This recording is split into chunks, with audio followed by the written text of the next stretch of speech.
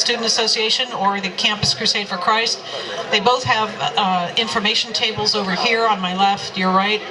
And the Campus Crusade for Christ staff and students are wearing the shirts that have this wonderful design on it.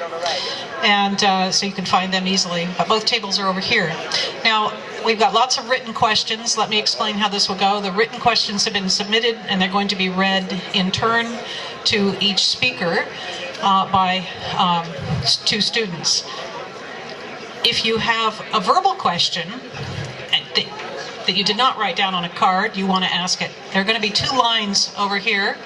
One for Mr. Rittenhouse, one for Dr. Badawi. So you want to line up over here to my left, your right, okay? And we're going to alternate between written questions and verbal questions.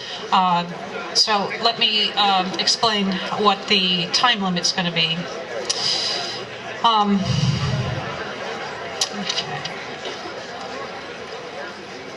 We ask that when you're asking your verbal question, when you're at the mic, that you keep it succinct, that you ask it within 30 seconds. It's a little bit tough, but you can do it. It's requested that our speakers will answer the question directly, and then the remaining time could be utilized however they wish. And we're going to ask that the speaker have just 3 minutes to respond to the question, whether it's verbal or written. And we're going to alternate between the speakers. All right, so I hope that's fairly clear. And then we're going to have just a brief summary at the end. Okay, so are we ready to roll?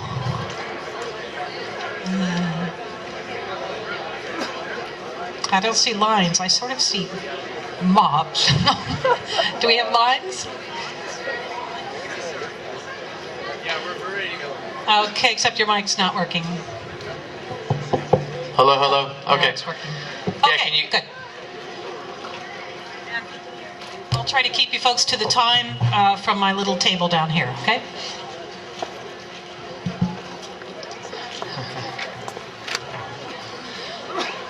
Okay, the first question is for Dr. Badawi.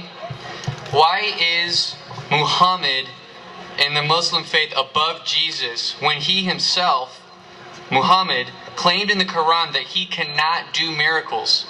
In a passage in Quran, people came to him and asked him for a miracle. But Muhammad said, I cannot do miracles. I am but a man. This is different than Jesus, who did many miracles. How do you explain that? Number one, the Quran answered this in no uncertain terms. I think this one is echoing. Can we, I know we're sharing the same panel and some many believe, can we share the same panel, the podium also? Okay. See if it works, whatever you want.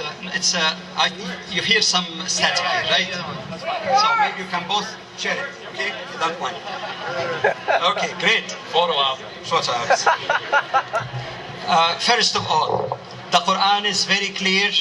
You check chapter 2 towards the end, it says, لا نفرق بين أحد من رسله. That says the Prophet and the believer believed in all of the Prophet, and say we make no distinction between any of his prophets. Prophet Muhammad, peace be upon him, himself says, لا تفاضلوا بين الأنبياء. Don't you keep fanatically saying my prophet is greater than yours, even though the Quran, of course, indicate that some prophets were more important than others, like you can't equate Abraham with John the Baptist, for example, but other than that, we cannot do it fanatically. So the statement of this question itself is not accurate in my humble understanding. As far as the question of miracles, don't forget also that many times also people asked for a sign of Jesus, and he replied that you are adulterous generation. You're asking for a sign, for there will be no sign but the sign of Jonah when he stayed in the belly of the fish for 3 days and 3 nights. Which means again that when people are insincere of asking for a miracle, in fact, the prophets have to indicate that miracle is not a push button type of thing. Secondly, there are many authentic references in hadith literature of physical miracles of Prophet Muhammad, peace be upon him. And in terms of historical verification, they are much more sound and trustworthy than things that has been written in case of some prophets after 100 or 200 years that might have incorporated some myth into that. So the message in the Quran is not that there was no physical miracles. There are many in Hudaybiyah, in the Battle of the Trench. There are many aspects that we can find filled in books of hadith. But the message that is given in the Quran, grow up, mature. The idea of physical miracle to be played before you might be fitting for people in the past who would be impressed by some magical, what might appear like magical word. Some people even may reject the Prophet and they say this is nothing but magic, as the Quran says about Moses and Jesus, that some people say it's only magic.